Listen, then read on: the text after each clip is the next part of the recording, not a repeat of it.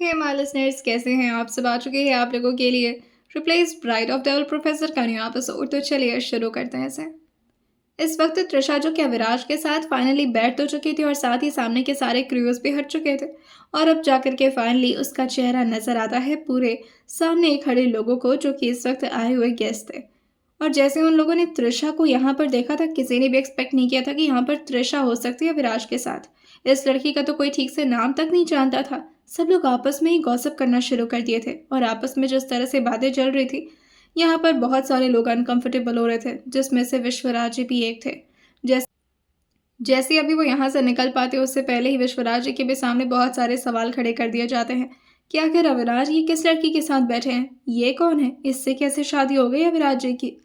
लेकिन विश्वराज इन सारे क्वेश्चंस को अवॉइड करते हुए अंदर की तरफ जा रहे थे और उनके चेहरे पर जिस तरह का गुस्सा था अविराज ने नोटिस कर लिया था। और अभी उनकी मुट्ठी एकदम से कस चुकी थी, क्योंकि वो खुद से ही कहते हैं, अपनी रिस्पेक्ट बचाने के लिए आपने अपने घर की खुद की बहू को किडनैप करवा लिया डैड। इतना तो बुरा नहीं सोचा था आपको मैंने। अविराज के चेहरे पर जिस तरह की शिकन थी उसे त्रिशा धीरे से नोटिस तो कर लेती है, लेकिन अभी वो कुछ बोल नहीं पाती। बस धीरे से अपने हाथों को ले जा करके उनके हाथ पर रखी थी और जैसे ही उसका हाथ अविराज के हाथों पर महसूस हुआ था, उनके चेहरे जो कि पूरी तरह से अभी तक तो गुस्से में थे मगर अब लाइट हो चुका था। और वो उसकी तरफ देखते हुए कहते हैं, इतना बेसब्र क्यों हो रही हो? रूम में चल के करते हैं ये सब, अभी सबके सामने हाथ पकड़ना ज़रूरी है। अविराज सबके सामने बहुत ही ज़्यादा स्ट्रिक्ट बनते थे, फिर वो चाहे किसी के भी सामने हो। अविराज दुनिया के सामने बहुत ही ज़्यादा स्ट्रिक्ट नाम था, जो कि किसी के भी सामने मेल्ट नहीं हो सकता। लेकिन त्रिशा अपनी इन हरकतों से किस तरह से अविराज के चेहरे पर स्माइल लाने की कोशिश कर रही है। अविराज जो कि उसको बार बार रोक भी रहे थे, लेकिन तभी त्रिशा जोर से उनकी उंगली को पकड़ते हुए कहती है, मैं तो नहीं छोड़ूंगी। अगर आपको ज़्यादा मन कर रहा है मुझसे दूर होने को तो आप यहाँ से उठ कर जा सकते हैं, लेकिन अगर आप ये मुझसे एक्सपेक्ट करें कि मैं बगल में बैठे हुए आपका हाथ छोड़ दूँ तो नहीं छोड़ूंगी, ऐसे ही पकड़ी रहूंगी। कितना परेशान करती थी ये लड़की उन्हें, लेकिन इस परेशानी में भी अविराज को कितना सुकून मिलता था। और कुछ पल के लिए जब उन्हें ऐसा लगा था कि उनकी ये परेशानी उनसे दूर हो गई है तो उनकी तो हालत ही खराब हो गई थी। लेकिन फिर जब फाइनली त्रिशा को उन्होंने आज लड़ते हुए देखा था, वो सारी बातें उनके दिमाग में इस वक्त घूम रही थी। तभी सामने से विक्रांत जो कि दानिश के साथ ही आ रहा था, लेकिन विक्रांत के हाथ जो कि किसी के साथ तो बंधे हुए थे, वो किसी के हाथ में अपना हाथ बांधे इस वक्त पूरे हक के साथ उसे इस पार्टी में लेकर आया था। और ये लड़की कोई और नहीं बल्कि वानिका थी। लेकिन दानिश ने जैसे ही वानिका को देखा था, वो तुरंत विक्रांत के सामने आते हुए कहता है, ये क्या कर दिया तूने? क्या ज़रूरत थी इसे यहाँ पर लेकर आने की? वानिका ने यह बात सुन ली थी, जिससे उसे थोड़ा सा निराशा हुई थी और वो अपने चेहरे को दूसरी तरफ घुमाते हुए कहती है, शायद गलती कर दी मैंने यहाँ आकर। मुझे नहीं पता था मेरा यहाँ ना किसी को बुरा लगेगा। I am sorry. ये बात वो दानिश से बोली थी, लेकिन तभी दानिश जो कि अपने चेहरे को नाम हिलाकर कहता है, नहीं नहीं तुम गलत समझ रही हो वानिका। वो बात ऐसी है कि विक्रांत, एक काम करो तुम मेरे साथ आओ, तब तो तुम पार्टी एंजॉय करोगे, हम आते हैं बस।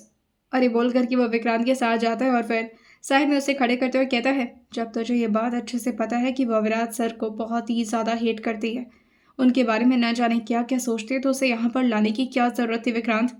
अगर मामला कुछ बिगड़ गया तो? वहीं इस बात पर विक्रांत जो कि बहुत ही ज़्यादा रिलैक्स्ड वे में कहता है, क्या यार तू भी कितना निगेटिव सोचता है और इतना क्यों डरता है, ऐसा कुछ नहीं होगा। लेकिन जैसे अभी वो वानिका के पास जाता, लेकिन जहाँ से वो छोड़कर गया था वानिका तो वहाँ कहीं नजर ही नहीं आ रही थी, क्योंकि वो तो बाकी की लड़कियों के एक ग्रुप में जा चुकी थी, जहाँ पर नूर, आरोही और आए हुए कुछ रिलेटिव्स की लड़कियाँ खड़ी थी। उसमें युग और वीर भी था, जो कि अपने अपने लिए कोई खूबसूरत सी लड़की ढूंढने के लिए अपनी नज़रों को इधर उधर घुमा ही रहा था। लेकिन तब तक युग को नजर आते हैं त्रिशा के मॉम डैड सुहाना जी और केशव जी फाइनली यहाँ पर एंटर हो चुके थे। और जैसे वो लोग आते हैं, अर्चना जी और बाकी के लोग भी उनसे मिलने के लिए जा चुके थे। अर्चना जी जो कि उन्हें अंदर की तरफ लेकर आती हैं, क्योंकि वो लोग तो स्पेशल गेस्ट थे। जैसे ही उन्हें अंदर की तरफ लाया गया था, यहाँ पर विश्वराज जी जो कि किसी से फ़ोन पर बातें कर रहे थे। मुझे समझ में नहीं आ रहा है आखिर छोटा सा काम कैसे नहीं हुआ तुम लोगों से, किसी काम लायक। लेकिन अभी वो पीछे की तरफ जैसे ही मुड़े थे, उनकी नज़र पड़ती है केशव जी पर, जिससे उनकी हालत और ज़्यादा गंभीर हो रही थी, क्योंकि इस वक्त उनका गुस्सा जिस तरह से उनके सर पर चढ़ता जा रहा था, वो समझ भी नहीं पा रहे थे कि वो अपने गुस्से को कैसे और कब तक कंट्रोल कर पाएंगे। वो अपनी मुट्ठी कसते और अभी अपने कमरे में जा पाते उससे पहले अर्चना जी उन्हें आवाज़ लगाते हुए कहती हैं, सुनिए, देखिए कौन आए हैं। त्रिशा के मम्मी पापा और मृदुल के भी। आइए मिल लीजिए इनसे। विश्वराज जी को मजबूरी में अपनी बीवी जी की तो बात माननी थी, जिससे वो नीचे उतरते हैं और जाकर के उन लोगों के सामने बस हल्का सा अपना हाथ जोड़ते हुए बस फॉर्मेलिटी किए थे। अभी अर्चना जी और कुछ कहती तभी वो उनकी तरफ देखते हुए कहते हैं, हमें एक ज़रूरी काम आ गया है, हमें बाहर निकलना होगा, आप परेशान मत होइएगा। और वैसे भी आज के दिन तो हम यहाँ पर रहने नहीं वाले थे, वो तो आपकी मर्ज़ी की वजह से हम बस आपके गुलाम बन गए और आपको आपको खुश करने के लिए हम यहाँ पर रुक गए, लेकिन अब हमें निकलना होगा। और ये बोलकर वो अर्चना जी को गले लगाते हैं और फिर केशव जी को बस न जाने क्यों ऐसे घूरे थे जैसे कि वो अपनी आंखों से ही उनका कत्ल कर देंगे। और तुरंत ही वो यहाँ से अपने कमरे में जाते हैं, कुछ सामान वगैरह लेकर के अपने बॉडीगार्ड्स के साथ यहाँ से निकल जाते हैं। अविनाश देख पा रहे थे कि विश्वराज जी इस पार्टी को एंजॉय ना करने के चक्कर में और साथ ही इस पार्टी को बोझ समझ करके यहाँ से निकल चुके हैं, लेकिन इस बात से उन्हें ज़्यादा फर्क नहीं पड़ा था। बस उन्हें अपनी त्रिशा खुश चाहिए थी। फाइनली उनकी भी नज़र त्रिशा के आए हुए मॉम डैड पर पड़ जाती है। वो जैसे अभी त्रिशा को कुछ बोल पाते तभी त्रिशा खुश होते हुए कहती है, वो मम्मी पापा आ गए, मुझे मिलना है उनसे, मैं जाऊँ क्या? लेकिन तभी अविनाश कहते हैं, तुम यहाँ की दुल्हन हो और दुल्हन को कहीं नहीं जाना होता, सब दुल्हन से खुद मिलने आते हैं। वो लोग तुमसे मिलने आएंगे, तुम्हें आशीर्वाद भी देंगे, डोंट वरी। त्रिशा के चेहरे पर कितनी खुशी आ जाती थी उसके मॉम डैड को देखकर, जैसे कि उसका बचपन से सिर्फ एक ही गोल हो कि उसका परिवार खुश रहे। और आज वाकई वो लोग खुश नजर आ रहे थे त्रिशा को। जी अब अर्चना जी, नूर और आरोही के साथ त्रिशा के भी मॉम डैड स्टेज पर आ चुके थे और त्रिशा के सामने हल्का सा झुक करके उसके मॉम डैड उसको आशीर्वाद देते हुए कहते हैं, खुश तो हो ना तुम यहाँ पर, कोई तकलीफ तो नहीं है? जैसे केशव जी ने यह पूछा था तभी अविराज जी त्रिशा के हाथ को अब खुद ही पकड़ते हुए कहते हैं, आपको लगता है मेरे होते हुए उसे कोई तकलीफ दे सकता है? जैसे ही केशव जी ने यह सुना था वो उनकी तरफ देखते और फिर अपने हाथ को जोड़ते हुए कहते हैं, बिल्कुल नहीं, आप है तो फिर किस बात की फिक्र है? हमें मेरी बच्ची का ख्याल रखिएगा। इस बात पर ही बस त्रिशा अपने चेहरे को हाँ मिला दी थी और धीरे से कहती है, मैं यहाँ पर बहुत खुश हूँ, सब बहुत प्यार से रखते हैं मुझे। तभी सुहाना जी उसके कान के पास थोड़ा झुकते हुए कहती है, और तुम सबका ख्याल रखती हो, किसी को नाराज़ मत करना, पता है ना तुम्हें ये परिवार बहुत ही मुश्किल से मिला है। अगर इस परिवार के किसी भी मेंबर को ज़रा सी भी ठेस पहुंची तो अच्छा नहीं होगा त्रिशा, इस बात का ध्यान रखना तुम। वो जो भी बोल रही थी अविनाश को सुनाई तो नहीं दे रहा था क्योंकि वो सुनने में इंटरेस्टेड नहीं थे, लेकिन इतना पता था कि वो त्रिशा से किस तरह की बातें कर सकती है। और तभी वो आगे कहती है, मुझे तुमसे कुछ बात करनी है, तुम फंक्शन के बाद मुझे मिलो, हम रात तक यहीं पर रुक रहे हैं, ठीक है? ये सुनती त्रिशा कहती है, हाँ हाँ बिल्कुल, आप लोग यहीं पर वेट करिए। और दादी माँ कैसी हैं, उनका घुटने का दर्द ठीक तो है ना? ये सुनते ही वो प्यार से उसके गालों पर हाथ फेरते हुए कहती है, कितनी प्यारी हो तुम। अविनाश की नज़र अविनाश की नज़र सुहाना जी और केशव जी को पहले से ही परख चुकी थी। फिर वो चाहे अब कितनी भी एक्टिंग कर ले उनके सामने अब कोई फ़ायदा नहीं था। अविनाश अच्छे से जानते थे कि जब भी ये लोग दूसरों के सामने होते तो त्रिशा के सामने कितना प्यार से बिहेव करते हैं, लेकिन अदरवाइज अगर ये त्रिशा के साथ अकेले होते तो लगातार सिर्फ उसे धमकी पर धमकी ही मिलती और कुछ नहीं। प्यार तो सिर्फ शायद दिखावा था उन लोगों का। बेटे ना होने की कमी ने त्रिशा की ज़िंदगी को किस हद तक बर्बाद कर दिया था, सिर्फ और सिर्फ उसके मॉम डैड की इस ख्वाहिश की वजह से। ये त्रिशा शायद अभी तक नहीं समझ पाई थी, लेकिन अविराज समझ चुके थे उसके दिल का दर्द। वो त्रिशा को त्रिशा से ज़्यादा समझ चुके थे कि आखिर ये लड़की कितना ज़्यादा मुसीबतों को अपनी ज़िंदगी में महसूस करके आगे बढ़ी है, लेकिन अब वो उसे कोई और प्रॉब्लम्स नहीं देना चाहते थे। लेकिन तभी उनकी नज़र पड़ती है एक लड़की पर जो कि अविराज को बहुत ही अलग नज़र से देख रही थी और वो बहुत ही ज़्यादा शांत पड़ गई थी अविराज को ही देखकर। शायद वो जैसे ही देखती है कि अविराज फाइनली अब उसकी तरफ देख लिए हैं और अब अविराज ने भी नोटिस कर लिया है वानिका को, वो तुरंत ही इधर उधर भागने को होती है। और जैसे अभी वो पीछे मुड़ करके जा पाती, इस वक्त विक्रांत के हाथों में जो ड्रिंक थी वो पूरी तरह से वानिका और विक्रांत दोनों के कपड़ों पर गिर गई थी। लेकिन उसके बावजूद भी वानिका बिना कुछ बोले ही वहाँ से थोड़ी दूर पर चली जाती है और अकेले जाकर के काफ़ी ज़ोर ज़ोर से सांसें लेते हुए कहती है, ये कहाँ आ गई मैं, ये कहाँ आ गई मैं, अब क्या करूँ, मैं क्या करूँ? बस ये बात है कि वो भी उसके पीछे पीछे ही दौड़ जाता है और उसको संभालते हुए थोड़े और दूर पर ले आता है जहाँ पर यहाँ का माहौल थोड़ा सुनसान था और ज़्यादा लोग नहीं थे यहाँ पर। और प्यार से उसे एक जगह पर बिठाते हुए कहता है, क्या हुआ तुम्हें? ऐसे क्यों घबरा गई तुम? और ऐसा भी क्या देख लिया जो इतना डर गई? वानिका, वानिका। वानिका एकदम से होश में आते हुए कहती है, हाँ हाँ, मुझे यहाँ नहीं रहना। वो मुझे खरीद लेंगे, बेच देंगे मुझे कहीं। मैं यहाँ नहीं रहना चाहती, मुझे यहाँ से ले चलिए प्लीज़।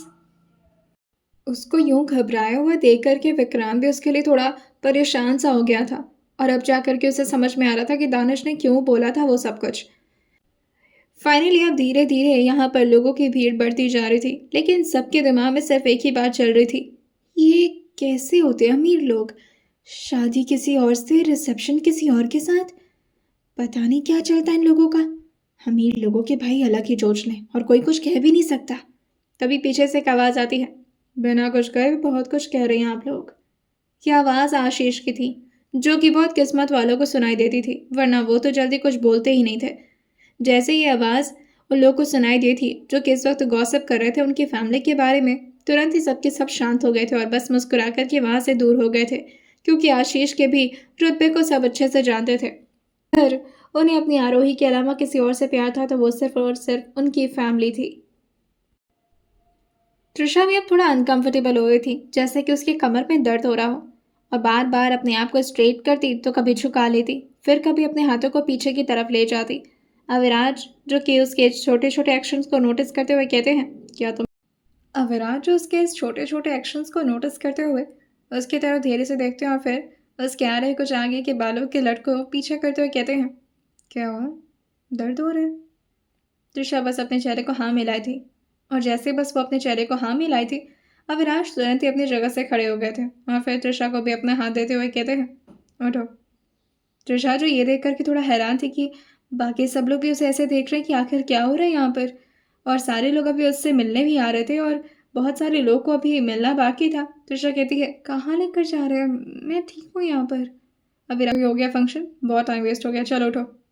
त्रिशा, जो कि अपने हाथ को फाइनली अविराज के हाथों में रख चुकी थी, क्योंकि वो क्या करती, अविराज इतने गुस्से में उसे देख जो रहे थे, उसे खड़ा होना ही पड़ता है। तभी आसपास के कुछ लोग आते हुए कहते हैं, क्या हुआ सर? क्या हुआ ma'am? Is there any problem? Aviraj, जो सबको बस अपनी आंखों से इशारा करती थी साइड होने का, और सबके सब अपनी जगह से हट गए थे और त्रिशा और अविराज के लिए प्रॉपरली अब जगह भी छोड़ चुके थे। अविराज ने जैसे ही अपनी नज़रों से इशारा किया था, बस उतना ही काफ़ी था। सारे के सारे वहाँ के लोग साइड हो चुके थे। तभी अर्चना जी आकर पूछती हैं, क्या बात है बेटा, सब ठीक है ना? क्या हुआ ऐसे? और ऐसे क्यों लेकर जा रहे हो? क्या कोई बात है? वहीं त्रिशा भी कहती है, नहीं मम्मी जी, सब तो ठीक है, पता नहीं क्यों लेकर जा रहे हैं। मैं तो ठीक हूँ ना। अविराज उसकी तरफ घूरते हुए कहते हैं, उसकी बैक पेन हो रही है और काफ़ी ज़्यादा हो रही है। मैंने नोटिस किया, हो गया अभी हम लोग का फंक्शन। बाकी आप लोग दानिश और मृदुल को देखिए। अरे, बार बार रोक तो रही थी उनको, लेकिन अविराज अविराज उसकी एक भी नहीं सुनने वाले थे। जैसे अभी त्रिशा अंदर की तरफ आई थी, तुरंत ही यहाँ पर सुहाना जी और केशव जी, जो कि पहले से ही त्रिशा का वेट कर रहे थे, वो तुरंत ही उसके सामने आकर कहते हैं, आ गई बच्चे?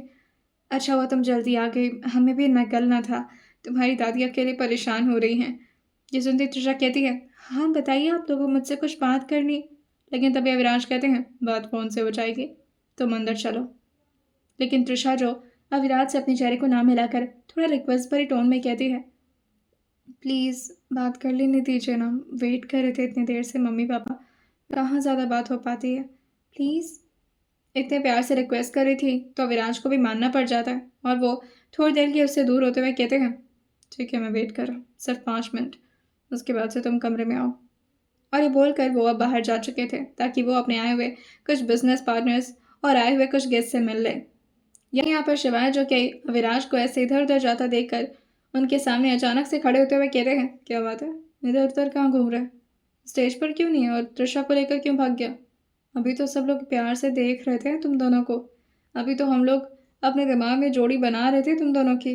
मैं तो चलो ठीक है, मुझे तो सब पता है, लेकिन बाकी के लोग कितने कन्फ्यूजन में थे कि भाई तो शादी किसी और से कर रहा है, रिसेप्शन किसी और के साथ कर रहा है। वो क्या हो, तेरे चेहरे पर 12 क्यों बजे? अविनाश की नज़र इस वक्त किसी को तो ढूंढ रही थी, और वो शिवाय से कहते हैं, मैं तुझसे बाद में मिलता हूँ। शिवान को रोकते हुए कहते हैं, वानिका के बारे में सोच रहा है कि कहीं वो त्रिशा को सब कुछ बता ना दे? अरे कुछ नहीं बताएगी, वो बच्ची है, डर गई है बेचारी। अविराज और शिवाय की तरफ घूरते हुए कहते हैं।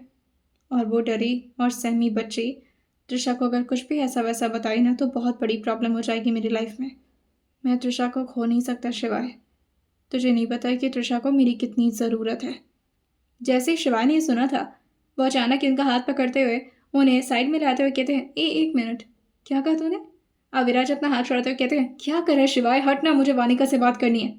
लेकिन शिवाय फिर से उनको रोकते हुए कहते हैं, 1 मिनट, कुछ पूछ रहा हूँ मैं तुझसे। क्या कहा तूने? त्रिशा को तेरी ज़रूरत है। मतलब इस वजह से तू उसके साथ है? प्यार करता है या फिर दया दिखा रहा है उसके ऊपर? और क्या बोल रहा है, तुझे उससे प्यार नहीं है क्या? अविराज जो शिवा की तरफ घूरते हुए कहते हैं, क्या मतलब है इसका? ऑब्वियसली उसे मेरी ज़रूरत है, इस वजह से मैं उसके साथ हूँ और हमेशा रहूँगा। तुझे नहीं पता उसकी लाइफ में क्या क्या। देख शिवाय, मैं इस बारे में किसी और से बात नहीं करना चाहता। ये मेरी और मेरी वाइफ की पर्सनल मैटर है और मैं इसके बीच में किसी को इन्वॉल्व नहीं करूँगा, तुझे भी नहीं। ये बोलकर अभी वो फिर से जाने वाले थे लेकिन तभी शिवाय कहते हैं, जा जा, लेकिन एक बार सोचना ज़रूर। तू प्यार ही करता है ना उससे? कहीं संपत्ति में आकर के उससे शादी तो नहीं कर ली तूने? उसकी लाइफ खराब थी, इस वजह से तुझे उस पर दया आ गई हो। तभी अचानक ही अविनाश जो शिवाय को थोड़ा और साइड में ले जाकर के जोर से उनके कॉलर पर हाथ रखते हुए कहते हैं, हाँ, मुझे अच्छे से पता है तू क्या कहना चाह रहा है और क्या सुनना चाह रहा है मेरे मुंह से। हाँ, मुझे पता है कि मैं किसी किसी भी लड़की से प्यार नहीं करने वाला था, यही डिसीजन था मेरा, बिकॉज मुझे इन सब में कोई इंटरेस्ट नहीं था। मगर त्रिशा अलग है और उससे दया और सिंपैथी के लिए शादी नहीं की है मैंने। वाकई वो मुझे पसंद है और जिस तरह से वो अपने दर्द को छुपा करके सबके सामने मुस्कुराती है ना, उसका फ़ैन हो चुका हूँ मैं। कितने प्यार से सारी चीज़ों को हैंडल कर लेती है। मुझे तो नहीं समझ में आता कि कोई इतना भी कैसे बर्दाश्त कर सकता है अपनी ज़िंदगी में। और इस वजह से, उसकी हरकतों से, उसकी मासूमियत से प्यार है मुझे। और कुछ सुनना चाहता है? तभी शिवाय जो कि एक गहरी सांस भरते हुए कहते हैं, नहीं अब कुछ और नहीं सुनना चाहता, बस इतना ही पूछना था तुझसे। अच्छा लगा तेरे मुंह से सुनकर। और ये बोलते हुए उनके चेहरे पर बदमाशी वाली स्माइल आ गई थी। शिवाय हमेशा अपने वो काम को करवा लेते थे अविराज से, जो कि उन्हें करवाना होता था, फिर वो चाहे कैसे भी करवाएं। अविराज जोर से उन्हें धक्का देते हुए कहते हैं, मर साले तू। की नजर अभी भी वानिका की तलाश में थी, तभी अचानक ही विक्रांत का उनसे टकराव हो जाता है। जैसे ही विक्रांत उन्हें दिखा था वो जोर से विक्रांत को पकड़ते हुए कहते हैं, वानिका का है और किसने कहा था तुम्हें उसे यहाँ पर लेकर आने के लिए? वो बच्ची डरती है मुझसे विक्रांत, और उसका डर मेरे लिए बहुत बड़ी प्रॉब्लम क्रिएट कर सकता है। विक्रांत ये सुनते हुए कहता है, सर वो एक्चुअली अब उसे वॉशरूम जाना था तो शायद वो अंदर गई होगी, मुझे नहीं पता। ये सुनते हुए विराज कहते हैं, अंदर गई होगी और तुझे पता भी नहीं है? ढूंढ उसे कहीं से भी, मुझे वो मेरे सामने चाहिए, मैं वेट कर रहा हूँ यहाँ पर। विक्रांत कहता है, पर सर हुआ क्या है? अब मुझे नहीं पता था कि आपको उसे देखकर इतना गुस्सा आ जाए। इस बात पर शिवाय जो विक्रांत के कंधे पर हाथ रखते हुए कहते हैं, बेटा विक्रांत, तो समझ नहीं रहा। अगर गलती से भी वानिका मैडम ने इनकी बीवी जी को कुछ भी बता दिया तो प्रॉब्लम नहीं हो जाएगी इनके लिए? मतलब जो बीवी जी सिर्फ इन्हें प्रोफेसर समझ रही हैं, अगर गलती से उन्हें पता चला कि ये महाशय और क्या क्या कांड करते हैं तो फिर तो समझ रहे हैं ना विक्रांत, तो जाकर ढूंढ। जो कि अपने सर को हाँ मिलाते हुए कहता है, ओके सर, मैं समझ गया सर, आई गॉट यू, मैं जाता हूँ उसे ढूंढने। और ये बोलकर वो जल्दी जल्दी अपने आदमियों के साथ लग चुका था। युग और वीर भी विक्रांत को जानते थे, लेकिन इस तरह से वो उसे दौड़ता भागता देख करके आपस में बातें किए जा रहे थे। वैसे तो किसी सुंदर लड़की के साथ आया था भाई, पता नहीं अभी किसे ढूंढ रहा है। मुझे लगता है कि इसकी वाली खो गई होगी। तभी वीर जो युग के हाथ पे अपना हाथ मारते हुए कहता है, कोई नहीं यार, अपन लोग सिंगल ही रहेंगे, यहाँ पर तो कोई लड़कियां हमें भाव ही नहीं दे रही हैं। लेकिन तभी एक आवाज़ पीछे से आती है, एक्सक्यूज़ मी, यहाँ पर शुगर कहाँ मिलेगा? ये हर चीज़ इतनी फीकी फीकी क्यों है? तभी वो कहता है, अरे वो हमारे भाई को स्वीट से थोड़ी प्रॉब्लम है। भाई भाई। और वो वीर के कंधे पर अपने हाथ से मार रहा था। तभी वीर मुड़ते हुए कहता है, क्या हुआ? जैसे उसने भी पीछे मुड़ करके देखा था, यहाँ पर सारा और नताशा बेचारी अपने हाथ में गाजर का हलवा जो कि फीका फीका खाए जा रही थी। तभी वीर हंसते हुए कहता है, हो आई थिंक आप लोगों ने ना गलत सेक्शन से ले लिया। वो नॉर्मल लोगों के लिए नहीं है, वो हमारे डायबिटिक पेशेंट्स के लिए है। एक्चुअली भाई का थोड़ा अलग रूल है, उन्होंने हर टाइप के मेन्यू रखवाए हैं। जो लोग डायबिटिक हों उनके लिए अलग टाइप के खाने हैं, अब एक मिनट, आप लोग इधर आइए। और ये बोल करके वो उन्हें अपने साथ दूसरे एरिया में लेकर जाते हैं, जहाँ पर गाजर का हलवा तो था, लेकिन साथ ही बहुत ही टेस्टी और साथ ही उसमें स्वीट्स भी पड़े हुए थे। आपका गाजर का हलवा, एंड डोंट वरी, इसमें शुगर भी है पर्याप्त। जैसे ही सारा और नताशा ये इतने प्यार से अपने हाथ में गाजर का हलवा लेती, उनकी भी नज़र अभी वीर और युग पर गई थी, लेकिन तब तक पीछे से आवाज़ आती है, ओए सुनो, वो वानिका को देखा है क्या तुमने, जो मेरे साथ आई थी? जैसे विक्रांत ने वीर और युग से पूछा था, दोनों के दोनों बस अपने चेहरे को नाम हिला दिए थे। विक्रांत जो काफ़ी ज़्यादा परेशान था, जिससे वीर कहता है, युग तू जा करके देख विक्रांत भाई क्यों परेशान है। मैं इन लोगों के लिए हूँ, तो परेशान मत हो। तब युग कहता है, तो एक काम करना, अगर इतना ही तुझे प्यार आ रहा है विक्रांत भाई पर, तो तू जा, मैं यहाँ पर हूँ ना इन लोगों के लिए, मैं इन लोगों को संभाल लूँगा, जा जा। वीर जो युग को घूरे जा रहा था, और जबकि युग वीर को, और जैसे ही वो एक दूसरे को घूरे जा रहे थे, थोड़ी देर में सामने की तरफ जैसे देखे थे, वहाँ पर तो सारा और नताशा थी ही नहीं, वो लोग तो अपने बाकी के बैचमेट्स के साथ चले गए थे। और ये देखकर कि युग और वीर एक दूसरे को देखते हुए कहते हैं, शिट यार, ये वाली भी निकल गई, सही लग रही थी यार। तभी युग कहता है, वो जो पर्पल वाला लहंगे पहनी थी ना, वो मेरी थी, मुझे वो बहुत ज़्यादा पसंद आई, और उसने ना मुझसे ही सबसे पहले पूछा, लेकिन तुझे तो मैंने बोल दिया, और वो लंबी वाली तेरी, क्योंकि मेरी हाइट थोड़ी है नहीं अच्छी, वो मेरे से ज़्यादा लंबी लगेगी तो अच्छी नहीं लगेगी। बस में यही इम्पॉर्टेंट डिस्कशन चल रहा था अभी वीर और युग के। वहीं दूसरी तरफ विक्रांत की अलग ही बुरी हालत थी कि अगर गलती से भी सब कुछ वानिका ने बता दिया त्रिशा को, तो उसकी तो नौकरी भी जाएगी और शायद उसकी जान भी, क्योंकि अविराज ने उसे स्ट्रिक्टली ऑर्डर दिया है। फाइनली वो जाता है अंदर की तरफ, और अंदर की तरफ भी पूरी तरह से ढूंढते हुए अब जा कर के वानिका उसे नजर आई थी, और अपनी आंखों के आंसू को पोंछते हुए वो नीचे की तरफ उतर रही थी।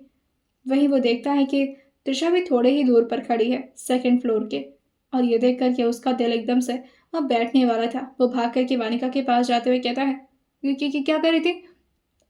तुम उनसे कुछ बात तो नहीं की ना?